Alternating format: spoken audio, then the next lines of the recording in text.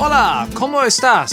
Apologies for that atrocious accent, but there is a reason for my truly awful Spanish, because last week I was in Barcelona for Mobile World Congress, or MWC as the cool kids say. And whilst I was there, I put to the test what might be the greatest travel laptop ever made. Powerful yet portable with a ridiculous 32-hour battery life, and it's insanely lightweight. I mean, just look how crazy thin this thing is. This is the new ASUS Zenbook A14, and it's powered by the new Snapdragon X chip. And it's the lightest Zenbook ever made, weighing in at under 900 grams.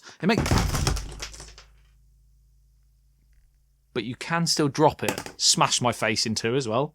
Great. Oh, outtakes. Leave them in. Leads me nicely into the durability part in a second, but makes it feel more like carrying a tablet than a laptop was what I was going to say. And interestingly, it's actually a third lighter than the new 2025 MacBook Air, which weighs in at 1240, I believe. So I'm flying out in just a few hours, and there's nothing worse than going on planes, traveling through airports, taxis, walking, running, because I'm late, through convention halls and going to product briefings, etc., with a massive, bulky, heavy bag.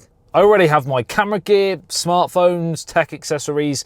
I don't want a really heavy laptop as well. There are some things that I love and also some things that could be improved. But let's start with build quality, as the material here is what's known as ceraluminum, I believe is how you pronounce it, or ceraluminum if you're in the US, which is basically a type of ceramic aluminium mix.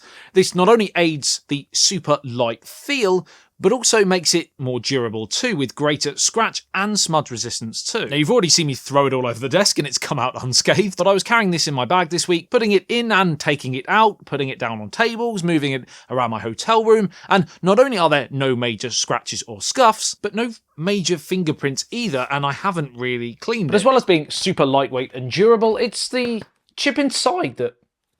voice crack. Apparently I'm 14 again. It's the chip inside that really excites me. There are an overwhelming number of different laptop brands, styles, configurations out there to choose from, but what's great about this specific model is it's powered by the new Snapdragon X chip. This is their most budget...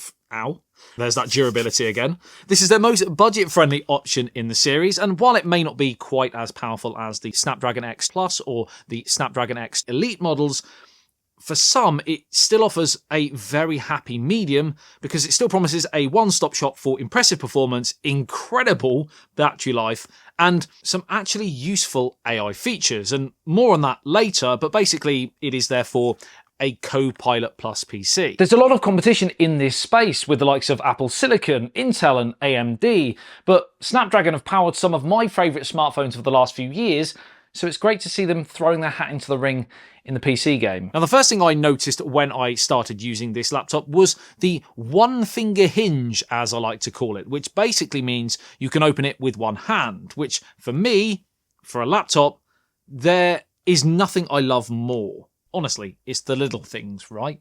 This may not sound that impressive, but you wouldn't believe the amount of laptops that still can't actually do this, or at least do it well, to the point where you end up, sliding it across the desk while you're trying to open it up. But I'm always juggling cameras, phones, remotes, or even a cheeky croissant ham and cheese snack thing in the Qualcomm booth at MWC. So being able to open the laptop with one hand is absolutely invaluable. And the hinge is still really nice and stiff too.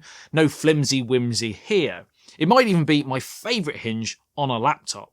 After arriving at my hotel on the first day, smashing out a few last-minute emails and confirming the scheduling for the week ahead, it was time for some shut-eye, to which I was rudely awoken just a few hours later by my alarm clock. MWC in full flow. The double C of curtains and coffee followed, although my coffee-making skills still leave a little bit to be desired, as I couldn't even use the right-sized mug for it, and if anyone was able to see this overflowing attempt, I'd be the one to look the real mug. Now, before I set off for the convention centre, I've made sure my battery is fully charged on the A14, and I'm going to check for traffic using the dedicated Copilot key. It primarily uses the laptop's powerful 45 TOPS MPU inside the Snapdragon X chip to engage your useful AI assistant. You can simply ask it things like, what's the traffic like in Barcelona today? And then, if there is going to be a problem, you can set off a little bit earlier. just so you make sure you get there on time, which I'm usually pretty bad at.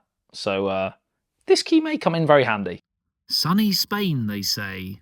I also asked it for best places to visit in Barcelona and restaurant suggestions for my well-earned downtime. And speaking of spare time, something I've wanted to do for quite a while now is learn DaVinci Resolve editing software. So not only did I ask Copilot for the best ways to learn, but I also went to the task of downloading and testing the software with some footage for a new video of a new Snapdragon-powered phone. Editing, of course, on a Snapdragon-powered laptop.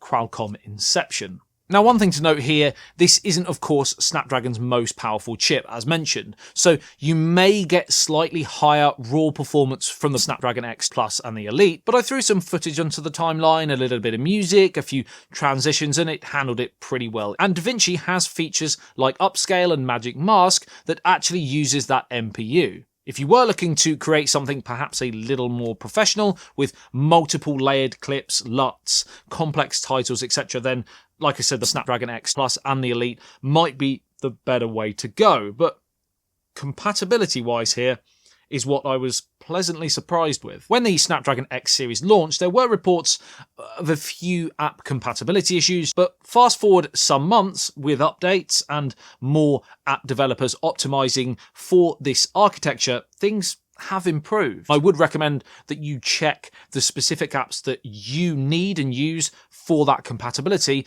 but I've had no major issues. DaVinci, fine. The likes of Obsidian for organising all of my notes, ideas and schedules, great. Photoshop runs smoothly, and I also used a VPN this week when connecting to public Wi-Fi's in hotels, etc., and again, no problems. I even squeezed in a video call pre-briefing in my hotel room, and all three services, Zoom, Microsoft Teams, and Google Chat, have worked either natively or through the browser.